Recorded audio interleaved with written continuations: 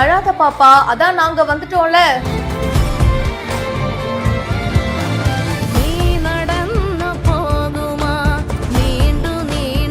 ரூம்ல தனியா மாட்டிக்கிட்ட குழந்தைய அதிரடியா மீட்கும் தீயணைப்பு துறையினர்.